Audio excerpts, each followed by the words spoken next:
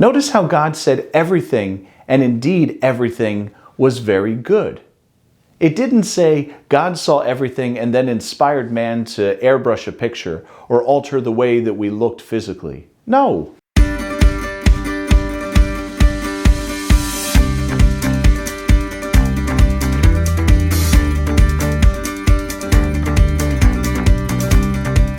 Everywhere you look in our culture, everything is perfectly placed.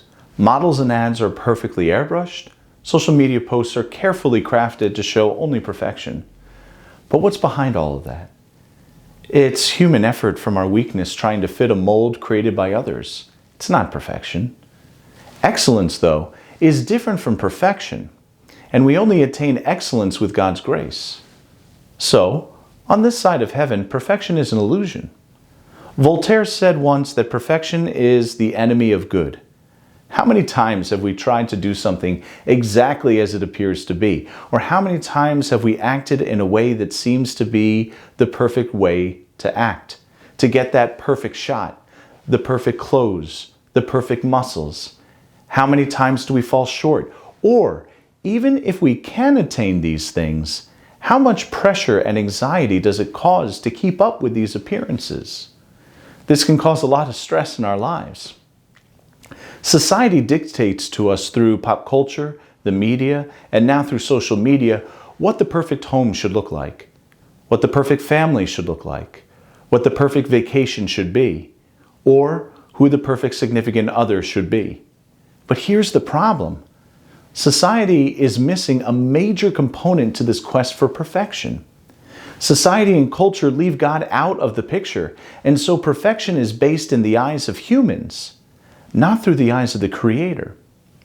And oftentimes perfection is used as a shield so that those trying to be perfect keep from the world any imperfections that they might have in their lives.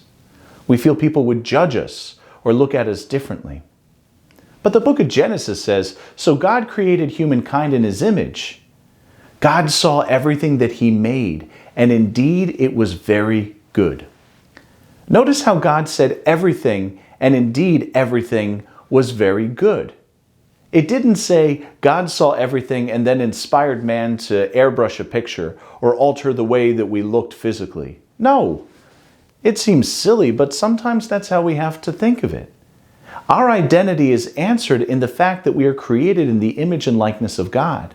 Our confidence comes from that line alone. We all have equal dignity. We all share the same love of God. We all have the same goal, to return to God. Now, in our fallen state on this side of heaven, nothing will be perfect. Only God will be perfect, and only God will perfect all things in His time.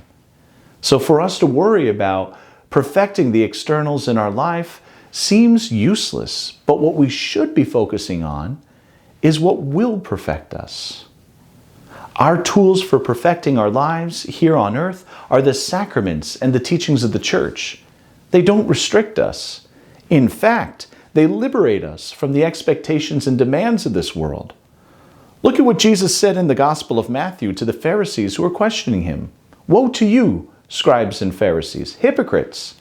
For you clean the outside of the cup and of the plate, but inside they are full of greed and self-indulgence.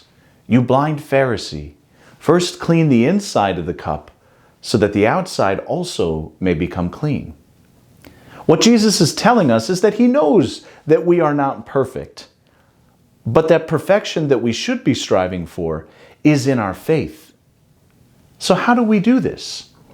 Well, the first part is prayer. We can't trust in God who created us perfectly in His image if we don't have a personal relationship with Him. Now, will there always be a sense of mystery about God? Yes. Do we ever stop looking for Him, though? No. The sacraments are here for us to attain this spiritual perfection that Jesus was speaking about. Each of these sacraments carry not only grace, but they help us to form good habits and center us to live a happy life in pursuit of God. So when we fall, we pick ourselves back up again and go to confession. We recognize that we're not being punished by going to confession, but asking for forgiveness for the times that we are imperfect. When we feel God is distant, we receive Him in the Eucharist. When we feel we need the gifts of the Holy Spirit to be inspired, we call upon that Spirit given to us at confirmation and say, "Come, Holy Spirit." You see, these are some of the ways that the sacraments help us, not just the first time that we receive them, but every day in our lives. I had a professor in seminary say, "If you want perfect, you're on the wrong side of heaven." So take a good look. See who God created you to be. Spend time working on the inside of the cup and the plate. If we struggle, ask for help. Never ever feel that we need to go through life alone or without help. Perfection will come in the next life, not in this one. But in the meantime, live that balanced life of faith, family, and friends, and using your gifts and talents that God gave you. Be confident as a child of God, created in His image and likeness. Even if no one will accept you for who you are, know that you don't need to change anything for the world, because the God who created you just as you are saw you and said, "It is good."